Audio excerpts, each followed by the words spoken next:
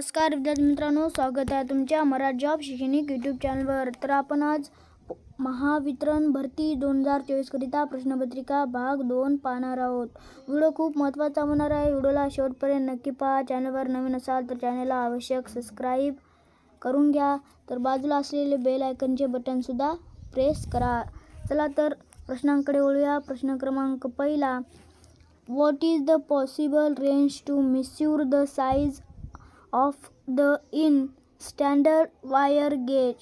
Standard wire gauge SWS मध्ये वायरचा आकार मोजण्यासाठी संभाव्य श्रेणी काय आहे? तर याचं योग्य उत्तर ऑप्शन क्रमांक ड 0-36 एवढा आहे. चला तर प्रश्न क्रमांक 2 कडे वळूया. प्रश्न क्रमांक 2.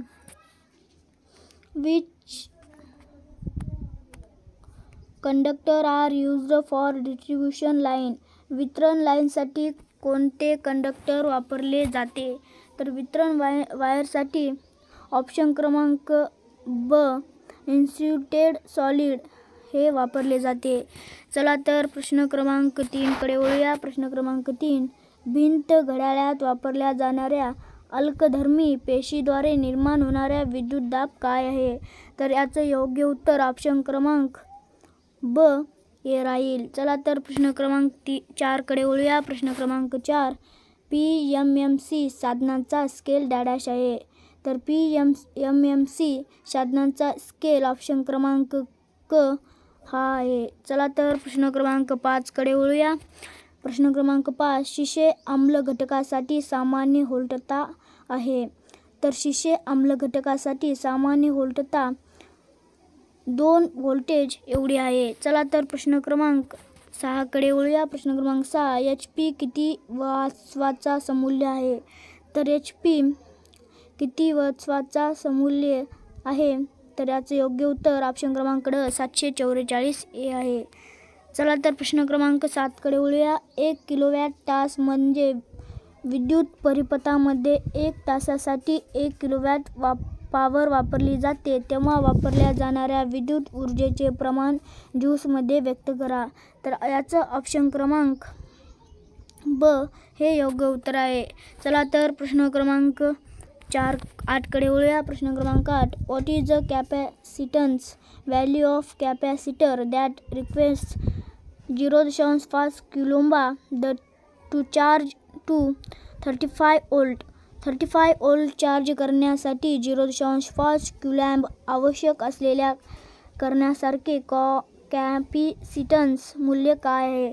तर याचं योग्य उत्तर ऑप्शन क्रमांक ए हे आहे. चला तर प्रश्न क्रमांक 9 कडे वळूया. प्रश्न क्रमांक 9. Which is the classification of drive according to dynamics and statics? तर डायनॅमिक्स अँड स्टॅटिक्सनुसार ड्राईव्हचे वर्गीकरण कोणते आहे? तर ऑप्शन क्रमांक 9 याचं योग्य उत्तर ऑप्शन क्रमांक ड हे राहील. चला तर प्रश्न क्रमांक 10 कडे वळूया. प्रश्न क्रमांक 10. जे यंत्र फ्री फेज AC शक्तीचे रूपांतर यांत्रिक पॉवरमध्ये करतो त्यास डॅश म्हणतात? तर त्यास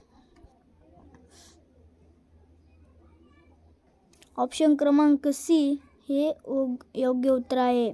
चला तर प्रश्न क्रमांक 11 कडे वळूया. प्रश्न क्रमांक 11. हॉर्स शू मॅग्नेटचा वापर डॅशमध्ये करतात? तर हॉर्स शू मॅग्नेटचा वापर ऑप्शन क्रमांक ब एनर्जी मीटरवर करतात. चला तर प्रश्न क्रमांक 12 कडे वळूया. प्रश्न क्रमांक 12. What is the maximum value of 240 volt RMS? 240 volt RMS साठी व्होल्टचे जास्तीत जास्त मूल्य काय आहे? तर याचं योग्य उत्तर तुम्हाला कमेंटमध्ये कमेंट करून द्यायचं आहे. चला तर प्रश्न क्रमांक 13 कडे वळूया. प्रश्न क्रमांक 13. Which circuit breaks installed along which wiring circuit against leakage current protection? Leakage current संरक्षणासाठी वायरिंग सर्किटसह कोणते सर्किट ब्रेकर असतो?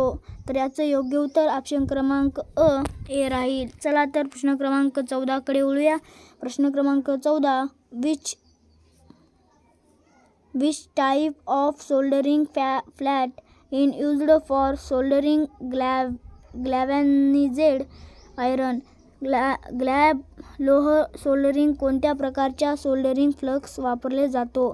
तर याचं योग्य उत्तर हायड्रोक्लोराईड ॲसिड ऑप्शन क्रमांक ड हे राहील.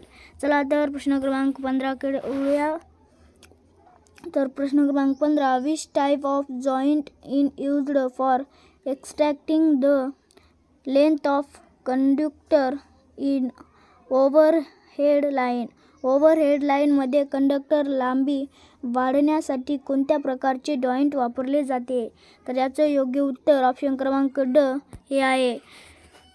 तर विद्यार्थी मित्रांनो, हे होते आजचे 15 टॉप्स प्रश्न. तर विद्यार्थी मित्रांनो, व्हिडिओ आवडल्यास नक्की लाईक करा. चॅनलवर नवीन असाल तर चॅनलला सबस्क्राईब करा. पुन्हा भेटूया नवीन एका व्हिडिओमध्ये. तोपर्यंत धन्यवाद.